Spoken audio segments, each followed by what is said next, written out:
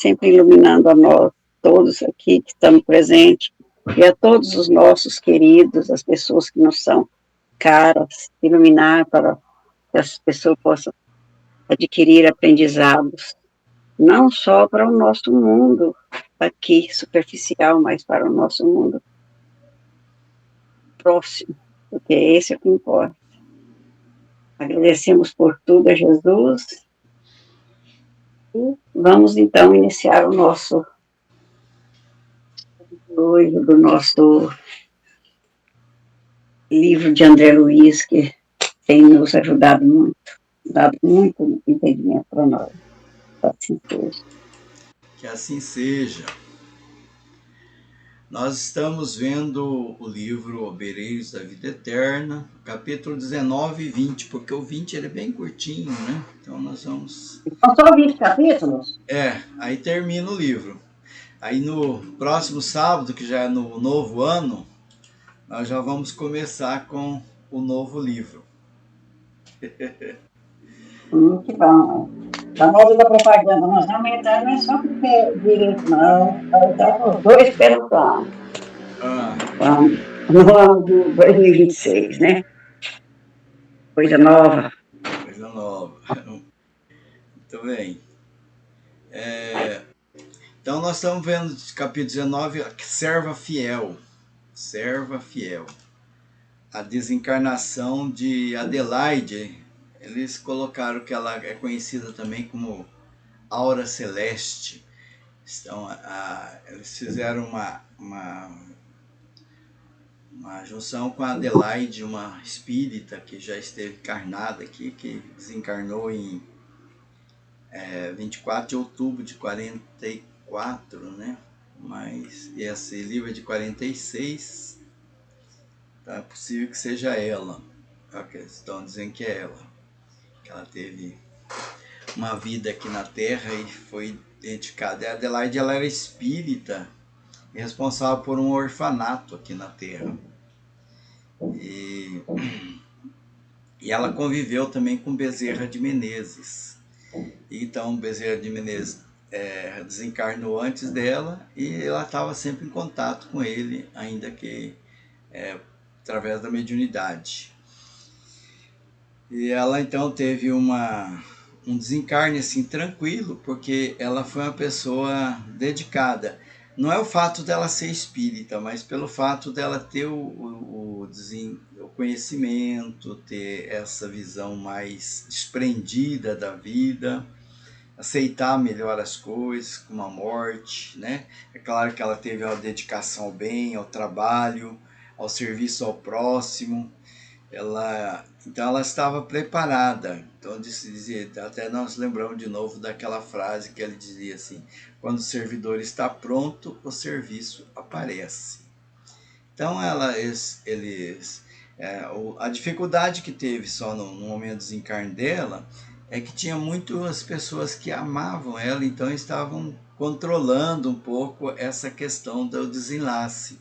Então Zenobia reuniu com essas pessoas durante o sono, as pessoas encarnadas. Foi feita uma reunião, uma conversa com todos e daí eles liberaram um pouco mais, né? Ainda que eram espírita, mas todos temos apegos, independente, né, da ser espírito ou não. O apego é uma coisa natural em nós ainda, porque nós estamos encarnados, nós estamos muito ligados a coisas materiais. E aí ela foi então, e ela mesmo promoveu o desencarne dela, né? Essa questão assim do desligamento, né? Enquanto ela estava no plano civil, ela tinha uma facilidade muito grande de conversar com os espíritos no outro plano. Então o desligamento dos plexos solar e coronário ela mesma fez, porque ela já era evoluída no campo moral e no campo intelectual também. O auxílio assim do plano espiritual dos mentores, o desencarne dela foi bem pouco. E tinha muitos encarnados, desencarnados ao lado dela. A morte dela foi serena.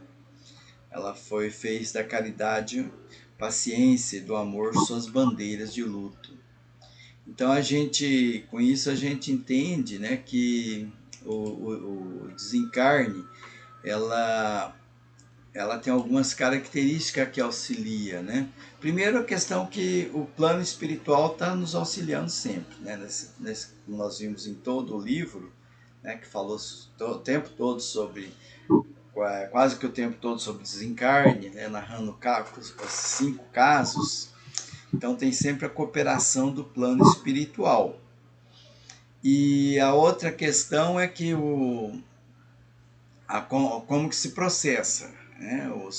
O desencarne, né? O plexo solar e tudo mais, o coração, e, e a contribuição da pessoa que está ali desencarnando é muito importante para facilitar esse desencarne. Quando fala cooperação, é questão do desapego, né? A pessoa aceitar que está indo para o plano espiritual, entender que está indo para um local melhor, né? Que esse é a verdadeira vida.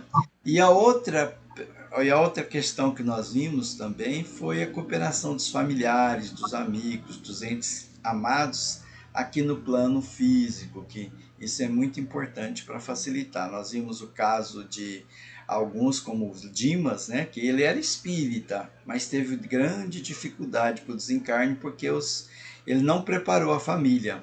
E a família então estava muito ligada e não permitia, teve que fazer até aquela melhora para a morte, né, que a gente conhece, para que as pessoas fossem descansar, a própria esposa, e permitisse que ele desencarnasse.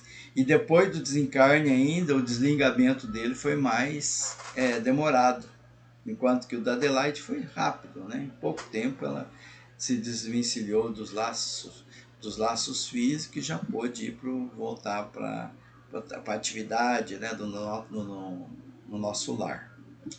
Então, essa Adelaide então teve esse procedimento mais tranquilo do que os demais. Foi uma morte assim mais tranquila de todas as narradas, foi o da Adelaide. Então nesse capítulo, né, nós temos a ideia, a visão então de como que processa os desencarnes. Então nós vimos o desencarne do Dimas, espírita, mas com a preparação dele não foi muito bem feita, né, porque não preparou os familiares. Ele era dedicado à casa espírita e descuidava um pouquinho da família nessa questão espiritual. O Fábio, que ele não era espírita, mas teve também um desencarne tranquilo, porque ele preparou a família e tudo mais, né? Ele foi uma pessoa mais ligada às questões espirituais, falava de Jesus para a família, espiritualizava todos. Adelaide, que nós vimos agora, o Cavalcante, que era aquele católico que estava meio que abandonado lá no hospital público e também teve dificuldades porque ele tinha uma visão muito católica da vida espiritual. Então ele queria o padre fizesse a extremunção e a madre lá, né? E eles estavam meio enojados porque ele já estava apodrecendo, teve toda aquela dificuldade, sentiu-se rejeitado e foi muito traumático até o desencarne dele. Queria falar com a esposa, pedir perdão porque ele se afastou de todos para se dedicar a uma vida de auxílio ao próximo, mas no entanto ele estava a dificuldade dele foi por conta mesmo dos ritos, né, que ele tinha muito forte dentro dele, as crenças dele. E a Albina, que nós não vimos o desencarne dela, mas porque ela recebeu uma moratória. Tinha uma das mocinhas que ela atendia, ela era evangélica e ela estava grávida, então ela foi solicitada em favor dela para ficar um pouco mais aqui na Terra. Então ela permaneceu.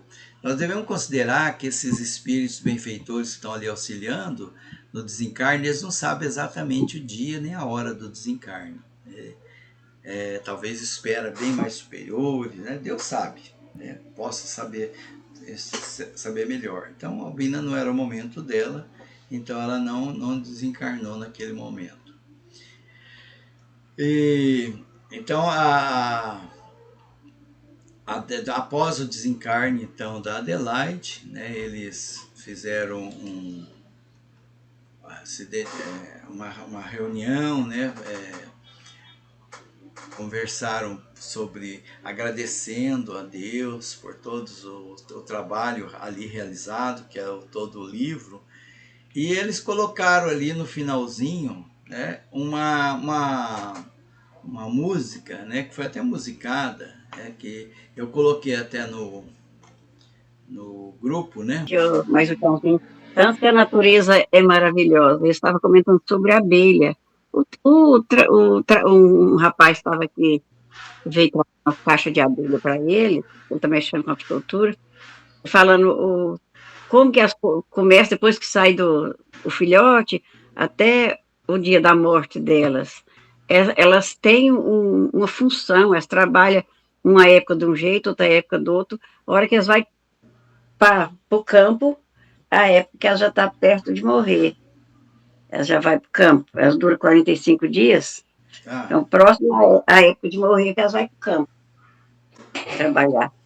Então, tudo tem o seu ritmo.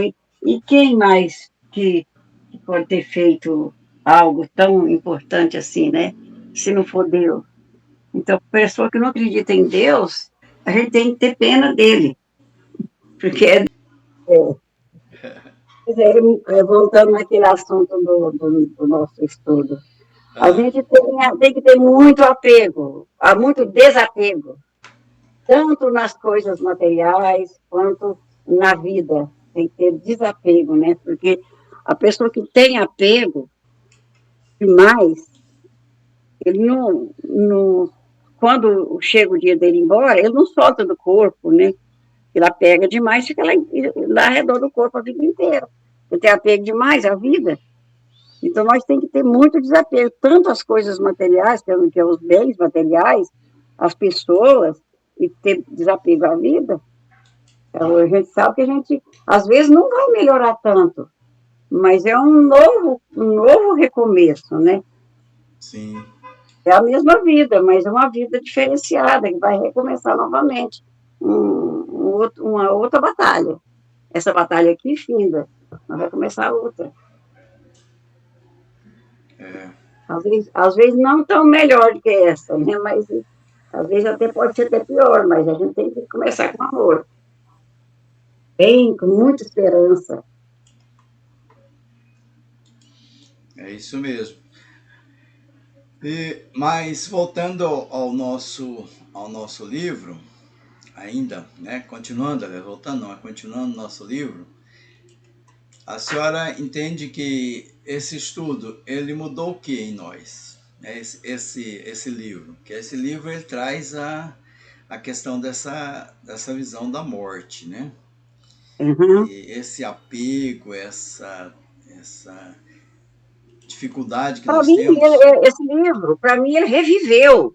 Para mim, ele fez foi reviver. Porque esse desapego, eu trabalho ele em mim. Sempre, Sempre né? trabalhei ele em mim desde pequena. Porque eu, desde pequena, com 9 anos, eu tive paralisia, e todos falavam que eu ia morrer, né? Eu já trabalhava esse desapego. Meu pai sempre me explicou. Então, só cada dia a gente. Porque a gente, às vezes, sabe alguma coisa, mas se você não viver aquela coisa, você vai esquecendo. Você tem que estar sempre revivendo para poder ser um aprendizado. Já, por exemplo, mais um mestrado, um doutorado na área, né?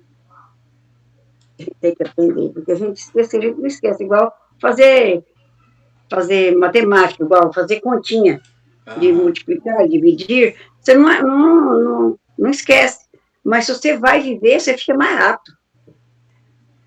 Por exemplo, 7 vezes 7, 49. Às vezes, se você for esquecendo, 7 vezes 7 é quanto? Meu Deus, 7 vezes, até que você acha 49. Então, você estando vivendo, você lá acha na hora o que é. Eu acho que, assim, é importante a gente estudar, mesmo que você esteja por dentro do assunto. Você tem que estudar ele de novo. É como uma fixação do aprendizado. É uma fixação de aprendizado, desse A jeito. gente já É uma sabe, mas reforço, às vezes é é preciso reforço, reforçar. é aula de reforço. Aula A de gente tanto reforço. sem estudar, a gente às vezes é, a gente fica parado sem, igual no meu caso, que eu não saio, não vou em igreja, não vou em centro, não vou em lugar nenhum, que eu fiquei em casa. Então a gente fica parado. Para mim, esse estudo tem valido muito. Todos esses estudos que eu estou fazendo têm valido muito para mim. Isso aí é um reforço no que eu já sei, que eu já aprendi, e cada dia mais, dando mais valor ainda na bondade divina para conosco. Porque medo, né, da morte é uma coisa natural, né? Diz na É própria natural. sua Todo obras mundo tem, né? espíritas que é necessário até, né? Necessário. A gente tem medo. Eu mesma um dia, eu já te contei o sonho que eu tive. Eu, antes desse sonho, eu tive uma crise, eu pensei que eu ia morrer. Aí o tiozinho dormindo, não acordava, eu estava sozinha lá em casa. O Adriano não estava, só estava nós dois. E aí foi o que eu conversei com Deus. Falei, seja feita a vossa vontade. Eu não estou pronta. Pronta eu não estou. Tenho certeza que eu não estou. Mas se chegou a minha hora, eu estou aqui. Eis-me aqui. E deitei, fiquei orando, e deitadinha de costas, orando, e nem vi a hora que eu dormi, e acordei batuta mesmo. Acordei saradinha. Não foi essa vez. Mas eu fiquei com um pouquinho de medo. Um pouquinho a gente tem. Sempre. Ninguém é totalmente desprendido, né? Só o Chico Xavier, né? O Chico Xavier era bem desprendido. É, mas ele mesmo demonstrou medo, né? Um pouquinho, né? Um pouquinho todo mundo tem, não tem jeito. Quando ele estava no É uma avião. mudança, é uma mudança, Odilon. Mesmo que a gente tenha entendimento e tudo, é uma mudança. E toda mudança tem seus prós e contras, né? A É, gente tem que entender que é uma mudança que a gente vai fazer. É uma mudança para um lugar que a gente não foi lá visitar primeiro para saber. Foi, mas não lembra, né? eu penso assim também, os que ficam, né? Os familiares, quando tem essa preparação, eles passam melhor por aquele momento e demora mais tempo nessa tristeza profunda, né? Que às vezes sente. Os meus aqui, tu é mais ou menos preparado. Só a Fernanda que não. A Fernanda é apegada demais. Até quando eu morava lá perto dela, em Cesarina, quando ela mudou para cá, ela ficou mais de mês sofrendo. Falei, Nanda, Ah, eu nem morri. E o dia que eu morrer, situação que não vira. Eu não quero que você chore por mim quando eu morrer, não. Eu quero ficar em paz. aham. Fica quieto. Vai lá, minha filha. Aí eu expliquei para ela, não, mas não, é uma coisa que está fora do meu alcance. Está fora do meu alcance, eu não consigo. O Adriano falou que vem agora mesmo. Pode esperar aí. Ah, é? Ele foi aonde? Ah, ele falou, eu esqueci. Para ele esperar. Ai, que triste. Hoje eu também tenho lá. Uhum. O Bom, Adriano saiu, deixou o ele. ah, eu tinha reservado também um pouco para a gente falar sobre o próximo livro, né? Que nós vamos Aí o ver. próximo livro vai por qual? Então, nós tínhamos conversado, né, que a gente poderia mudar de livro ou fazer um pedaço do André Luiz, um pedaço de outro, alguma coisa assim, né? Nós temos o próximo livro na ordem é No Mundo Maior, que é Esse aquele Mundo livro. Maior, eu não li esse livro, eu não sei que ele é. Então, O Mundo Maior é Igual o quinto livro da série. Nós já esse que nós vimos estamos estudando mesmo, eu não tinha lido ele. Para mim foi novidade. novidade. Então, nós já Uhum, vimos quatro, né? Esse seria o quinto livro, Mundo Maior. uhum. É que Ele. o Nosso Lar e o Mensageiros eu já tinha lido. Certo. O Brejo da Vida Eterna e Missionários da Luz. Jornal da Luz, eu não tinha lido ainda. Então, esse livro No Mundo Maior, ele trata de uma psiquiatria iluminada, né? Ele fala sobre o momento que o André Luiz ele vai para acompanhar o Calderaro nas regiões para auxiliar nessa questão das pessoas sobre algumas questões emocionais, né? Mais voltada à questão mental. Eu penso que é mais ou menos parecido com aquele livro que nós estudamos da Joana de Ângeles, né? Eu acho até que é complementar, o da Joana de Ângeles é mais recente, que é o Homem Integral. E aqui trata, então, são também... Da Joana de Ângeles, que é o do... É que nós estudamos na segunda-feira com o seu Maurício. Ele é um pouco mais complexo, né? A linguagem dele é mais A complexa. linguagem dele é mais difícil.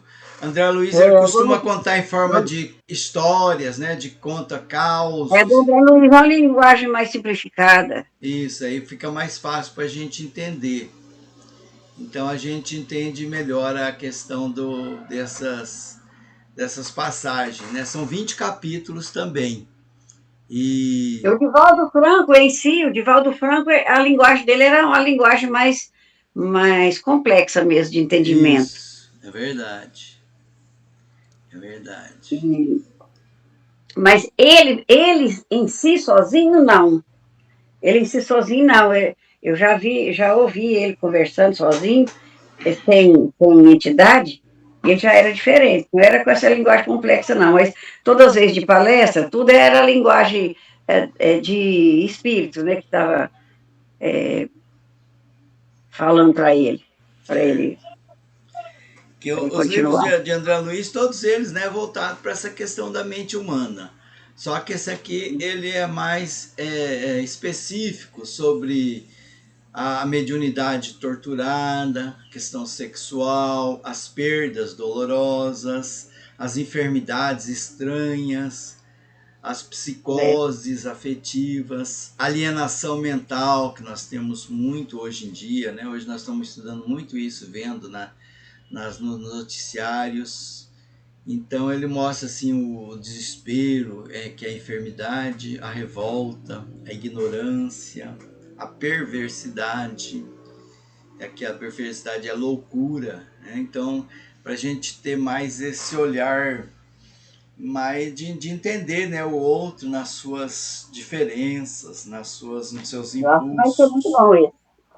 Eu também acho que ele vai ser muito interessante para a gente entender. E juntando com o estudo que a gente já faz de Joana de Ângeles na segunda-feira, eu acho que vai casar bem para a gente entender um pouco melhor sobre essa questão. Hoje nós temos muitas síndromes, muitas fobias que são estudadas na psicologia, e esse livro eu acho que ele vai trazer uma luz sobre essa questão da psiquiatria, para a gente poder entender um pouquinho mais. E a gente pode também trazer um outro livro. Até eu tinha conversado quando a Shirley estava no ar, né? Hoje ela não apareceu, mas que ela poderia talvez fazer também, né? Ela apresentar também para nós, para diversificar um pouco o estudo. Esse que você falou aí, parece que ela tem ele, né? Ela ia começar a estudar ele. Então, podemos fazer... De repente ela faz uma semana, eu faço outra. Se a senhora quiser fazer uma semana também, pode ser. Eu não dou conta, não. Eu não dou. E daí a gente manda o áudio, né, também. Audiobook. Se tivesse minha visão, era mais fácil. Sem visão não é fácil. Né? Não, mas também podemos fazer nós. E a senhora contribui como tem contribuído sempre. Estou pronta só para ouvir. Estou querendo aprender. A senhora tem muitas ideias boas, muitos exemplos, né, experiências que pode contribuir. Então, sempre está interrompendo e contribuindo, né, com essas experiências. Eu acho muito importante a gente desenvolver o aprendizado. Então vamos fazer assim. Aí eu vou ver um outro livro, né? Eu vou ver livros complementares, né? Para a gente fazer também. Aí eu converso com a Shirley, né? De repente ela faz um mundo maior e eu faço um outro livro junto também que trata do mesmo assunto para a gente ter um entendimento melhor, né? Isso. Talvez o próprio Homem Integral que nós estamos estudando, né? Da série da série de Joana de Ângeles, né, a gente pode fazer também juntos. Ficamos assim, combinados? Combinadíssimo. Então tá bom. Então vamos encerrar por hoje. Hoje já é 9h28, é quase terminando o nosso horário. Hoje passou mais rápido porque nós chegamos atrasados, né? Por conta do equívoco do link. Atrasadíssimo. Aí eu vou fazer a oração então para a gente encerrar. Se a senhora tiver mais algum comentário, tá aberto. Só isso mesmo. Depois a gente comenta no sábado que vem, se tiver mais alguma coisa nova. Mas Então, tá. esse agora, então, nós encerramos o nosso No sábado que vem a gente volta a conversar sobre essa questão dos livros e eu trago o Mundo Maior, a introdução dele, o prefácio, né? A gente não aborda nenhum capítulo, só falando um pouco mais sobre ele. Como nós já fizemos nas primeiras aulas dos livros, né? A gente sempre traz o índice, a introdução, né? O prefácio, os comentários sobre o livro, para depois, na semana seguinte, daí sim a gente faz o capítulo número 1. Né? Isso. Então tá certo. Então vamos nos colocar numa posição mais confortável possível. Vamos buscar Deus em nosso interior.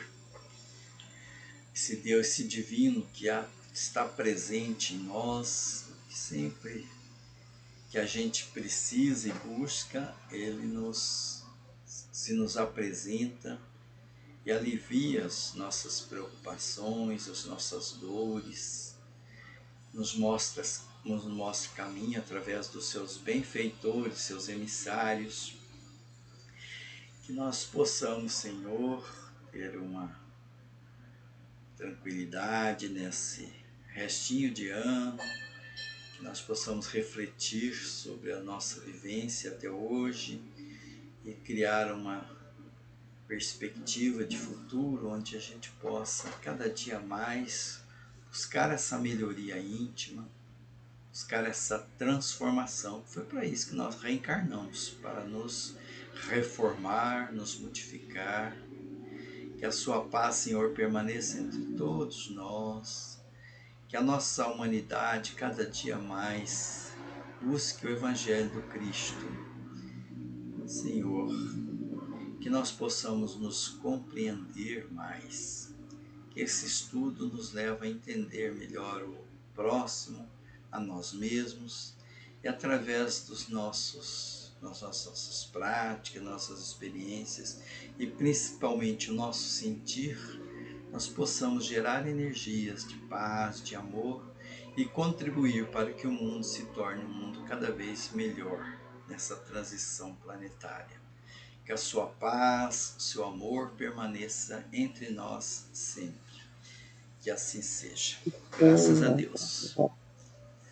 Gratidão, dona Lalinha.